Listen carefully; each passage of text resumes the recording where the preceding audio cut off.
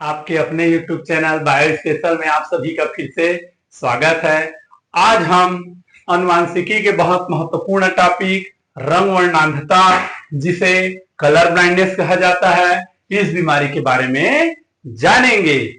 यह एक अनुवांशिक बीमारी है जो कि माता पिता से संतानों तक पहुंचती है। अगर माता पिता इस बीमारी से ग्रसित हैं तो बच्चों को यह बीमारी पहुंचती है। इस रोग से ग्रसित व्यक्ति रंगों में भी भेद नहीं कर पाता। लाल रंग, हरा रंग, नीला रंग, इन रंगों में ये भेद नहीं कर पाते हैं। तो चलिए इस बीमारी के बारे में आज हम लोग जानते हैं। इस बीमारी की खोज इंग्लैंड के जाने माने वैज्ञानिक जॉन डाल्टन ने किया था 1794 में। इन्होंने इस बीमारी का अध्ययन अपने ऊपर और अपने भाई के ऊपर किया था। जॉन डाल्टन नामक वैज्ञानिक खुद लाल रंग से और उनका जो भाई था वो हरे रंग में भेद नहीं कर पाते थे।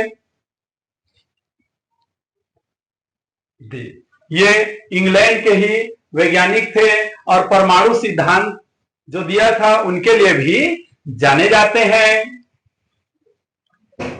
जॉन डाल्टन ने इस बीमारी को सबसे पहले स्टडी किया था। इस कारण कंपटीशन लेवल पर बहुत महत्वपूर्ण जानकारी है। डाल्टनिज्म बीमारी किस बीमारी को कहते हैं? तो जॉन डाल्टन ने इस बीमारी को खोजा था तो उनके नाम की याद में कलर ब्लाइंडनेस को, रंग वर्णांधता को डाल्टनिज्म के नाम से भी जाना जाता है।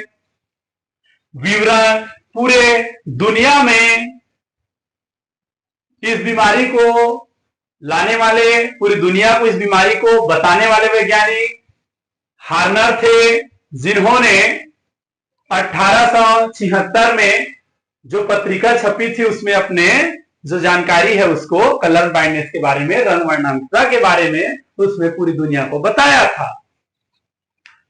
यह बीमारी सेक्स लिंक्ड बीमारी है, अर्थात लिंग गुणसूत्र में पाए जाने वाला बीमारी है। और लिंग गुणसूत्र में भी जो एक्स गुणसूत्र है उनमें पाए जाने वाला बीमारी है। यह एक रिसेसिव बीमारी है, समयुग्मजी अप्रभावी के कारण होने वाली बीमारी है। जब दोनों एलील काम नहीं करते तब यह बीमारी होती है।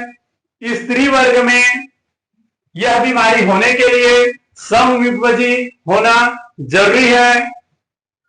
जब उसमें से एक एलील काम कर रहा हो, एक एलील काम ना कर रहा हो, उस स्थिति में वो वाहक बनती है और सामान्य बनने के लिए दोनों जीन के काम करते हैं, दोनों एलील काम करते हैं।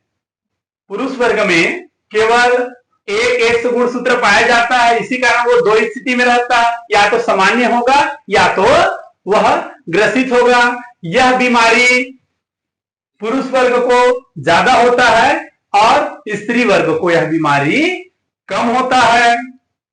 अगर कोई स्त्री रंग वर्णांधता से, कलर ब्लाइंडनेस से ग्रसित है तो उनके पिताजी कलर ब्लाइंडनेस से ग्रसित होंगे, रंग वर्णांधता से ग्रसित होंगे, और उनका पुत्र भी, उनका बेटा भी रंग वर्णांधता से ग्रसित होगा।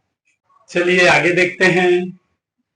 सामान्य व्यक्ति में, सामान्य व्यक्ति का जो आंख होता है उनमें देख सकते हैं जो क्या क्या स्तर होते हैं। पहला सबसे बाहरी स्तर स्क्लेरा कहलाता है, उसके बाद दूसरा स्तर कोराइड और तीसरा स्तर रेटिना कहलाता है।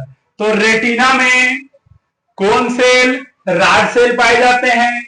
तो सामान्य व्यक्ति का जो कोन सेल होता है उसमें लाल रंग को ग्रहण करने वाला पिगमेंट इरिथ्रोप्सिन पाया जाता है। हरा रंग को ग्रहण करने वाला पिगमेंट क्लोरोप्सिन पाया जाता है और नीला रंग को ग्रहण करने वाला पिगमेंट साइनोप्सिन पाया जाता है। काला एवं सफेद रंग तभी दिखाई देता है जब कोई पिगमेंट नहीं पाया जाता। ये रहा सामान्य व्यक्ति की स्थिति। चलिए अब आगे देखते हैं। जो रोगी व्यक्ति होता है या फिर जो ग्रसित व्यक्ति होता है, उनके जो आंख की रेटिना होती है उनमें राड सेल तो सामान्य ही रहता है। राड सेल वह सेल होता है जो कि धुंधले प्रकाश, जैसे कि रात होते ही हमें हल्का हल्का दिखाई देता है, दूर की दिखाई नहीं देता, थोड़ा थोड़ा बस दिखाई देता है, तो ऐसे धुंधले प्रकाश में देखने के लिए राड सेल जिम्मेदार होता है। और जो प्रकाश में देखने के लिए जिम्मेदार होता है वो कौन सेल में पाए जाने वाले पिगमेंट्स होते हैं, वर्णक होते हैं। अब देखिए, लाल रंग के प्रकाश को ग्रहण करने वाला पिगमेंट होता है, वर्णक होता है इरिथ्रोप्सिन। अगर इरिथ्रोप्सिन पिगमेंट की कमी है, इरिथ्रोप्सिन पिगमेंट की कमी है तो उसके कारण वह लाल और हरे रंग को पहचानने में परेशानी फील करेगा।